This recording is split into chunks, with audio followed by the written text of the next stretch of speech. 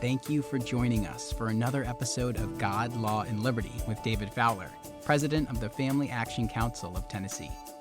Every week, we are putting culture, politics, and law on a collision course with the truth of God's Word. And now, here's David. Well, I'm glad you've joined me for today's episode of God, Law, and Liberty. And I want to say up front, if I do a good job with what I present today, let me encourage you then to share this episode with your friends. And the reason I say that is not because I think I'm brilliant, but my heart is so heavy from continuing to think about what I have read in the briefs submitted on behalf of Christian organizations and Christian legal organizations in the case pending before the United States Supreme Court over Tennessee's law prohibiting medical interventions to treat a minor's gender dysphoria. And I touched on that the last 2 weeks. The one with the brief filed by the Ethics and Public Policy Commission that argued essentially natural law, citing Cicero and Plato and those guys.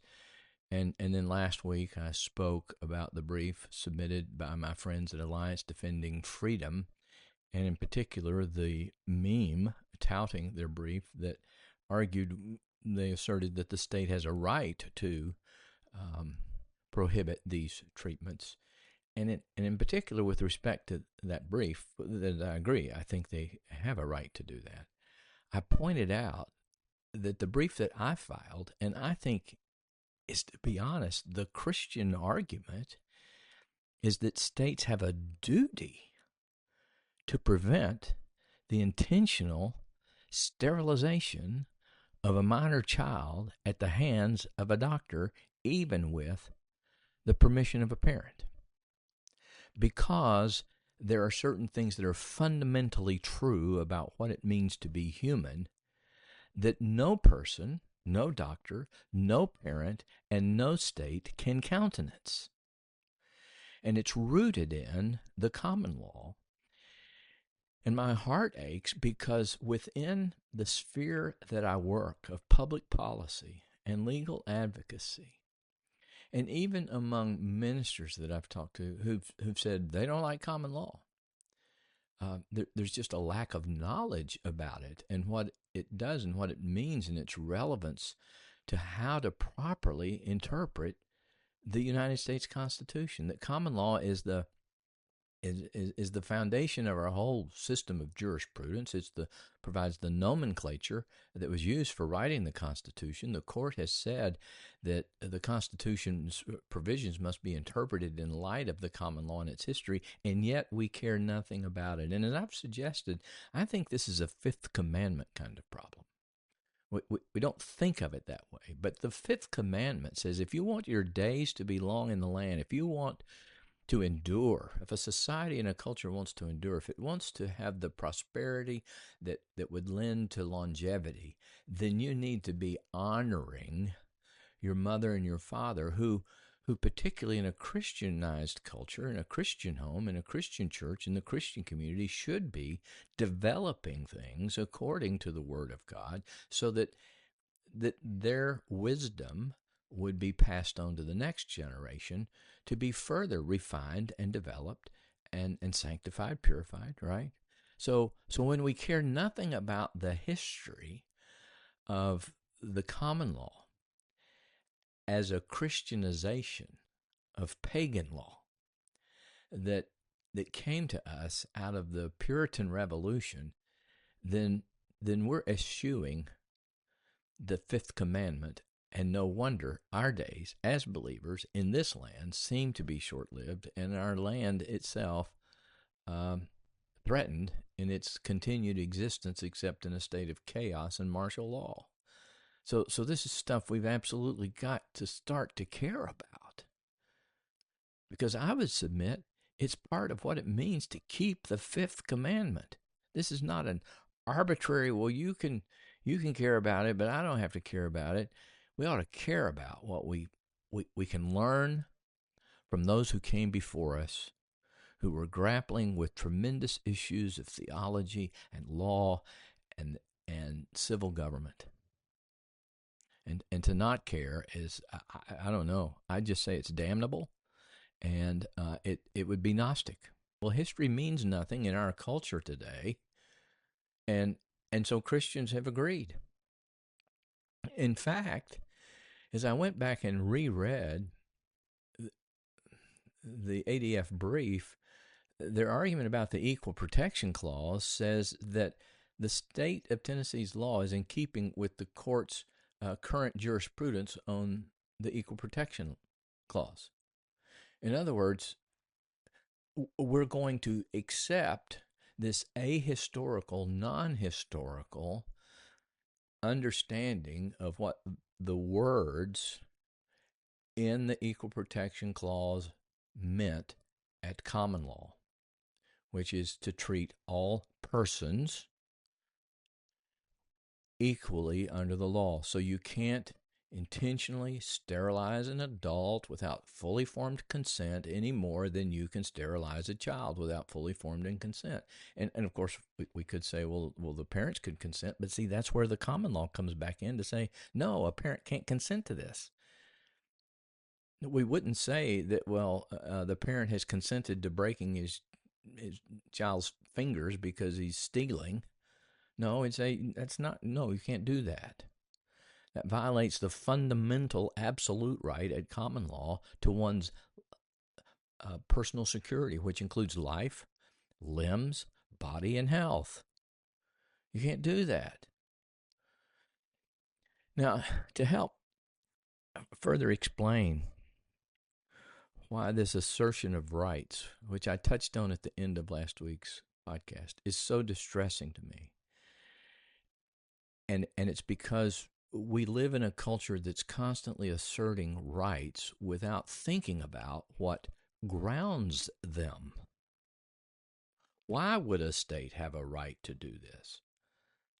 Because they think the medical science says this is a bad idea, but California says, well, we think the medical science says this is a good idea, so California would have the right to do it, and Tennessee would have the right to not do it. But if the medical science improves, then Tennessee would have the right to go back and say, yeah, we're going to allow this now. And I want to turn to, I think, one of the most brilliant law review articles that I've ever read. I used to have my students when I taught some in college bivocationally. And you can find it online. It's by Arthur Leff, L-E-F-F. He's a Jewish fellow who taught at Yale, law at Yale, and it's in the Duke Law Journal, and it's called Unspeakable Ethics, Unnatural Law. And I want to focus today on this issue of rights, because we have a society that wants to go around claiming rights, rights, rights, and Christians want to claim them too. So how do we decide among all these various rights claims?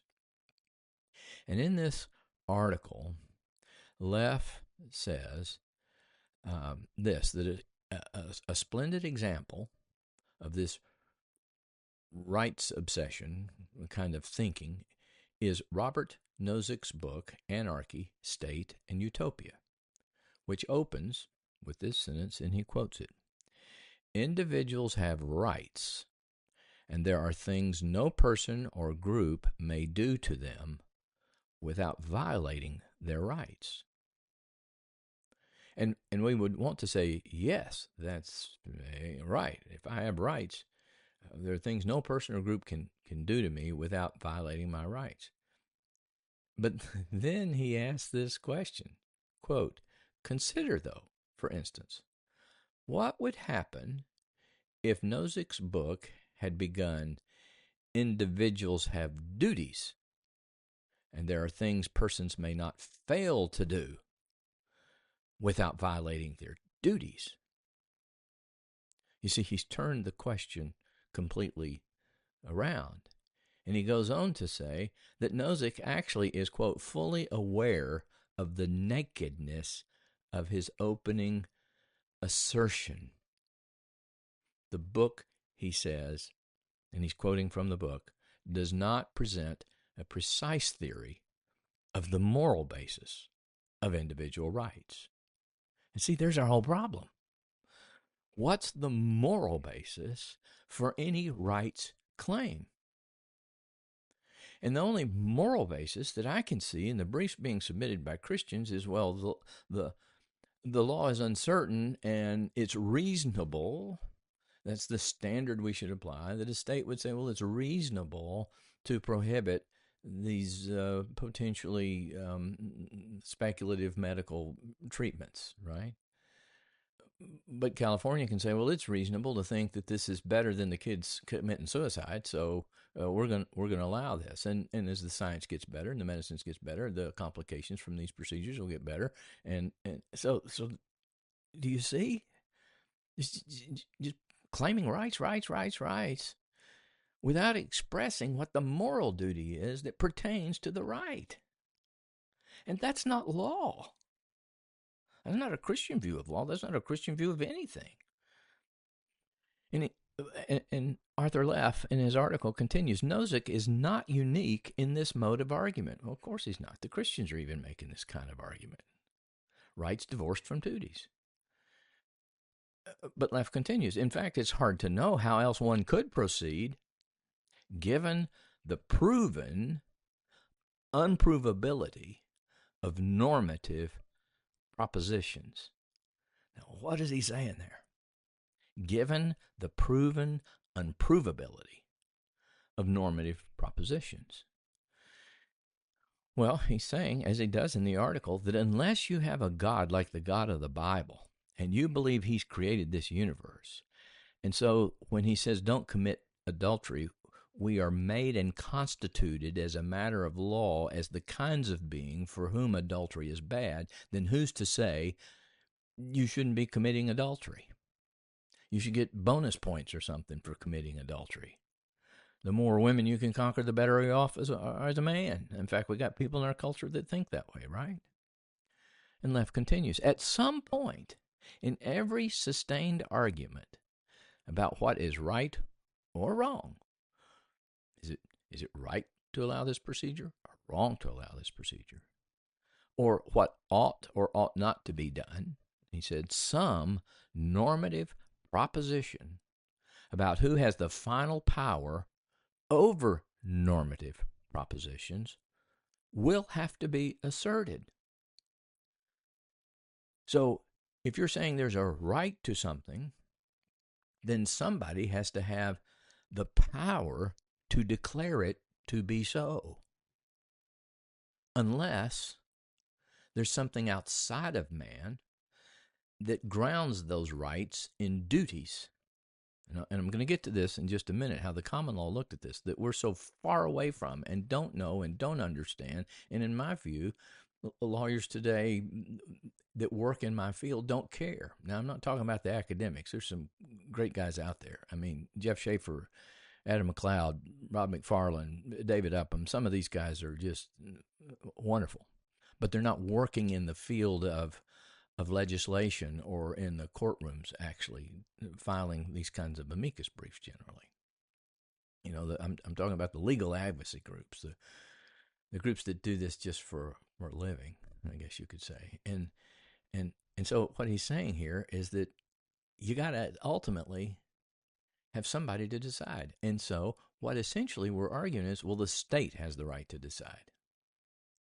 And whatever the state says is final as long as it is reasonable to a reasonable person. Well, there are no rights then that can endure in that case. You move from California and your child can be mutilated. You move back to Tennessee and he can't. And he says, so it may be veiled, whatever that power is, or it may be openly declared. Jesus is king, you know.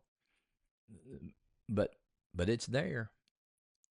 And what essentially the Christians are conceding to is what Oliver Wendell Holmes was quoted in 1938 in the Supreme Court decision Erie Railroad versus Tompkins that I've cited many times. There is no transcendent authority for law. The only authority is the state. So as long as the state's decision seems reasonable, it is law, and it can't be judged as wrong. Okay?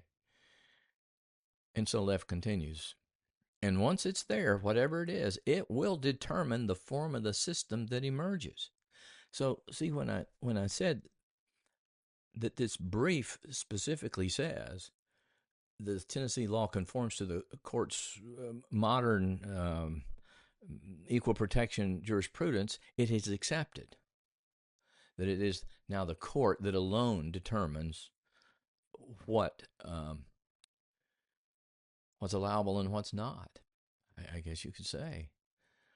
Rather than go back and say, no, the court's been wrong for a long time. Here are the precedents that extend from the 6th century, from Alfred's Doom Book in the 900s to the Magna Carta, through the common law, through Blackstone, into the colonies, into the 1800s in the United States. No, we're going to accept the current theories, which is, in my view, conforming your thinking to the world because you've lost your history. Think in the Bible about how many times God kept saying, remember, remember, remember. And we forget. Now, I'm going to slip into Blackstone here for a few minutes, because Blackstone addresses this straight up, and this I hope will be helpful, and I hope this would be helpful to your friends who sometimes struggle about all these claims about rights and wonder, why do we not talk about duties? Why do we start books with there are rights that you can't violate without saying there are duties that you can't violate? You know, as Arthur Leff put in his law review article. And they have to be wondering, why is this all going so sideways? And what is the end of liberty? And what even is liberty anymore? Is it just licentiousness? Well, all that was worked out in the common law. And we've rejected its wisdom and refused to bring it into the current circumstances of our day to try to figure out how we could use it and work with it now. No, we don't want to do that. We got to accept what the court's most recent pronouncements are. And as I had a learned law school friend of mine say, when you're worried only about the most recent pronouncements and who's on the court, you're more interested in judicial politics, counting up how many votes can I get on the Supreme Court, than you are in the law itself. You're just playing politics by another means in a different branch of government, but you're not actually practicing law. You're trying to find what 5 justices have said that you can piece together in some way to get 5 justices to vote for your result. Now, look, I'm going to add this while I'm at it. Sorry, some of this is just stream of consciousness. But I have a person I count as a dear friend, somebody that I mentored for a year, and he went off to work for this legal advocacy organization. And we had a very strenuous conversation back in, I guess, March, about some of these laws and the way they're being couched by Christian legal organizations. And the argument was made, the statement was made, well, if we can get this law upheld, and this wasn't the particular law we were talking about at the time. Well, actually, it was. It was a part of the whole context. Isn't it good? Isn't it a good thing that some children might not get, their reproductive organs messed up? Isn't that a good thing? And I said, not necessarily. I said, not if we don't uphold the glory and the honor of God and the imago Dei, and we accept an ungodly biblical principle of law just to get a victory, no. And he said, man, I don't know anybody who thinks like you do. And to be honest, I think it's because we're such strict legalists that the only good is the outcome, not the thoughts and intentions of the heart and the glory of God that's behind them. And it's okay to use false premises as long as we can stop something that's bad. But all we're doing is reaffirming this bad system that's producing this. And no, that's not good. It's not good. And I'm willing to leave to God the outcome of those children's lives, and to not assume their lives are irredeemable. In fact, in the Old Testament, I think it's in Isaiah, he says that even the eunuch will be allowed into my court. So that kid that gets castrated, if we preach the gospel, if we actually uphold the gospel rather than just try to stop the procedure, he may find himself later saying, "You mean this God? He accepts even me and what I've done to myself?" Yes, absolutely, he does. He's calling you. Don't resist the call. Respond. You see, we presume that we presume things on God, and we pursue a righteousness that's in our own minds. And the glory of God, to be hanged. The fundamentalness of the nature of the universe be hanged. We passed a law and we got it upheld. Yay. Oh well. Anyway, let me go ahead. I apologize for the rabbit trail here, but here's what Blackstone wrote, and I'm just going to read you some of this. And if you want it, send me an email, senatorfowler94@gmail.com, and I'll give you these quotes from Blackstone's commentaries. Blackstone says, a rule of civil conduct. Now, that's what we're talking about, civil conduct, not your private conduct, what you're doing inside your house, okay? Commanding what is right and prohibiting what is wrong. That's what a rule of civil conduct does. It commands what's right, prohibits what's wrong. And, therefore, the primary and principal object of the law are rights and wrongs. Okay? Now, that was what we put in our brief, that if you want to know the rights of persons, Justinian wrote back in the 6th century, you have to know what a person is, which is, of course, what Blackstone and all the ones that preceded him began working out. But Blackstone continues. Rights, he said, however, are liable to another subdivision. They're either the rights of persons or rights such as a person may acquire over external objects or things unconnected with this person. And those are called the rights of things. So we have personal rights and we have property rights. Okay? And then he continues. Wrongs. You see, you can't just have rights without having wrongs. Wrongs are also divisible into private wrongs, which concern individuals only. You rear-ended my car, right? And they're called civil injuries. And he says, secondly, they're public wrongs, which affect the whole community. So I went and poured, some poison in the whole water supply. That's not just an individual wrong. That affects the whole community. And he says those are called crimes and misdemeanors. So you see, he's breaking things down that there are rights and there are wrongs. And there are different kinds of rights and wrongs. There are private rights and wrongs and public rights and wrongs.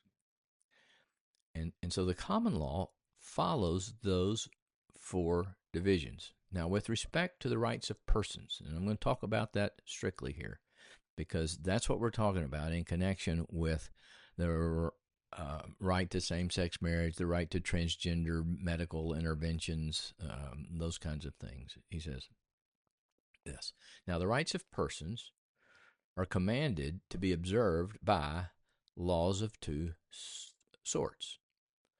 First, such as are due from every citizen, which is usually called civil duties. Now, see, that's exactly what Leff was saying. What if Nozick had begun with, there are duties, and you can't breach duties? You see, so that's how Blackstone begins. There are 2 sorts. Those that are due duties from every citizen, which are called civil duties. And secondly, such as belong to him, which is the more popular acceptation of rights. Okay? So rights and duties go together. The popular way of thinking about it is in terms of rights. But rights entail duties. And in fact, he says both rights and duties may be comprised in this latter division, meaning rights, for all such social duties are due from one man or set of men, they also must be due to another. So rights can never be divorced from duty at common law or in a Christian conception of the universe, I would say. So Blackstone continues, but I apprehend it will be more clear and easy to consider many of them as duties required from, rather than as rights belonging to particular persons. So see, Blackstone just said exactly what Leff said. What if Nozick had begun by talking about duties first? And we never want to talk about duties first. We just want to keep talking about rights. Okay? Well, to be honest, I'm going to stop here. There's more that Blackstone said, and I may get to that next week, about the difference between different kinds of liberty, natural liberties, civil liberty, political liberty. We don't even break things into those categories anymore. We just lump liberty together. But that's not the truth about the nature of the law that is in our legal system any more than it is to go around claiming rights without asserting any duties. And in fact, in another great article by Philip E. Johnson, he taught law at Cal Berkeley. Brilliant man. Had a chance to meet him, spend some time with him, had him speak at a couple of things that I facilitated a few years ago. And he wrote Darwin on Trial. You may have heard of that book. He's the one that put the intelligent design movement sort of into motion from a legal perspective, so to speak, and wrote Reason in the Balance. He's written numbers of things. But he wrote a book called Nihilism and the End of Law. And one of the things that he says in here is that the modernist loves to go around declaring rights. But he notes that the assertion of rights cannot for long be separated from the imposition of duties. And the modern impasse is modernists don't know how to justify imposing duties. And until Christians begin to think of law in terms of the kind of cosmos that God created, that our history developed law in the context of, and stops relying on the most recent pronouncement of the United States Supreme Court, we will keep headed down this path because it's inevitable. Because the implied authority now is only the state. And we have no rights as against the state. So California can mutilate their children, and Christians are saying, well, that's okay because the only authority is the state. And I just can't stop talking about it, and I'm sorry. I guess you can stop listening to this podcast, but you need to know what's going on in the Christian legal community, and you need to understand the foundations of law that we had, that we've lost, that we've given away, that we seem to be unable to even know how to recover.